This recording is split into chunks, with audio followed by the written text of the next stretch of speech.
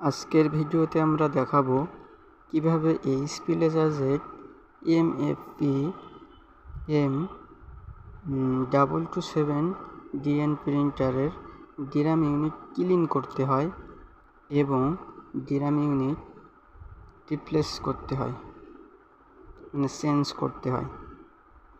তো চলুন আর দেরি না করে আসল কাছে যাওয়া যাক। এখন আমরা এই যে প্রিন্টটা দিয়েছি, দেখেন যে স্পট আসতেছে ডিরাম থেকে।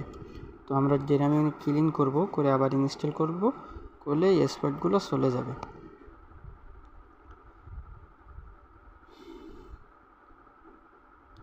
তো এখন আমরা ডিরাম ইউনিটটি খুললাম, খুলে কিভাবে ডিরাম ইউনিট খুলতে হয় এবং ক্লিন করতে হয় সেটা দেখাবো। দেখুন ডিরামে কিন্তু স্পট পড়ে আছে, কয়েকটা জায়গায় কালি পেস্ট হয়ে আছে, যার কারণে আমাদেরকে এটা খোলার পরে সুন্দর করে ক্লিন করতে হবে। প্রথমে এই যে একটা লক দেখতে পাচ্ছেন, লকটা মাইনাস দিয়ে অথবা কোনো কিছু একটা দিয়ে, যেটা দিয়ে আর কি খোলা যাবে সেটা দিয়ে খুলবেন। খুলে ডিরামটা সাবধানের সহিত টান দিবেন। এবার এই যে পিসিআরটা আছে, পিসিআরটা ডান সাইড থেকে মাইনাস দিয়ে চাপ দিলে, নিচ থেকে চাপ দিলে ওটা উপরে চলে আসবে। এখানে লক আছে, লকগুলো দেখবেন যেন না ভাঙে, একটু সাবধানের সাথে করবেন। এখন এই যে ওয়েস্টেজ পার্টটায় কালি জমে থাকে, কালি পেস্ট হয়ে থাকে, যে আরসি ব্লেডটা দেখেন কিভাবে ক্লিন করছি। তো অনেক সুন্দর করে ক্লিন করতে হবে, যত সুন্দর করে ক্লিন করবেন আপনার প্রিন্ট কোয়ালিটি তত ভালো আসার সম্ভাবনা থাকবে। একটু সময় নেবেন, নিয়ে একটা ঝুঁক নিয়ে সুন্দর করে পরিষ্কার করবেন, যেন কোথাও কালি না থাকে।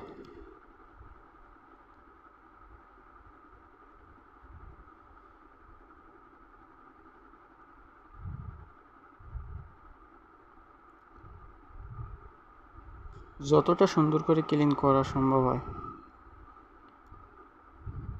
আর পিসিআরটা পরিষ্কার করবেন,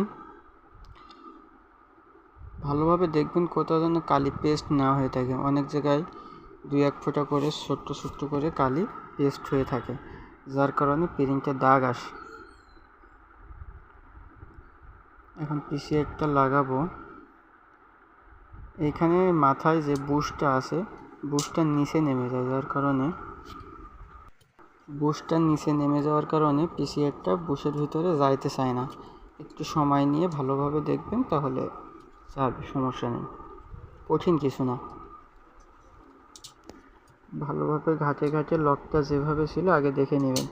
যদি সমস্যা হয় তাহলে সব থেকে ভালো হয় আগে একটা ছবি তুলে রাখবেন, আগে একটা পিক নেবেন পিসিআরটা খোলার আগে, নাহলে লকটা উলটপালট হয়ে গেলে তখন আর লাগানো যাবে না। যারা নতুন আছেন তাদের জন্য ডিরাম ইউনিটটা সুন্দর করে ক্লিন করবেন। এই ডিরামটায় স্পট থাকে, কালি পেস্ট হয়ে থাকে। সব থেকে ভালো হয় যদি একটু কেরাসিন লাগাই নেবেন, ঝুটে লাগাই নিয়ে তারপরে ক্লিন করবেন, সুন্দর করে ক্লিন করবেন। এইখানটা একটা স্পট ছিল, ছোটো করে একটা কালি পেস্ট হয়েছিল, যার কারণে অনেকক্ষণ ধরে ঘষলাম। সাবস্ক্রাইব করেন এখন আপনি কথা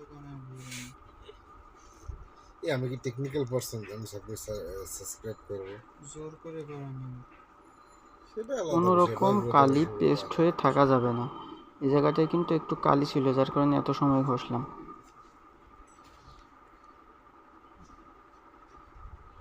সুন্দর করে ক্লিন করে এবার লাগাই দিবেন।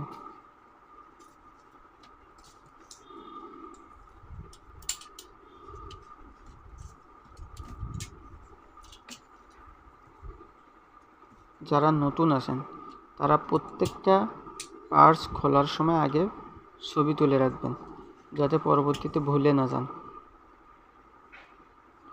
এবার টোনারটা একটু যদি প্রয়োজন হয়, তাহলে এখানে যে বেলেজ আছে, যদি আশেপাশে কালি ছড়াই সেটাই থাকে, তাহলে ঝুঁক দিয়ে পরিষ্কার করে নেবেন। আমি যেভাবে পরিষ্কার করতেছি এভাবে সুন্দর করে পরিষ্কার করে নেবেন।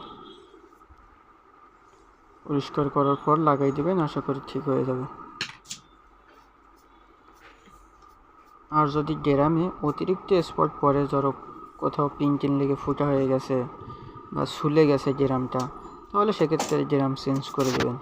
পুরা ইউনিট সহ চেঞ্জ করলে হবে, অথবা যদি শুধুমাত্র ড্রামটা নষ্ট হয় তাহলে শুধুমাত্র একটা ড্রাম কিনে বাজার থেকে মার্কেট থেকে কিনে যদি ভিডিওটি ভালো লেগে থাকে তাহলে চ্যানেলটি সাবস্ক্রাইব করে লাইক দিয়ে শেয়ার করে পাশে থাকবেন। ধন্যবাদ।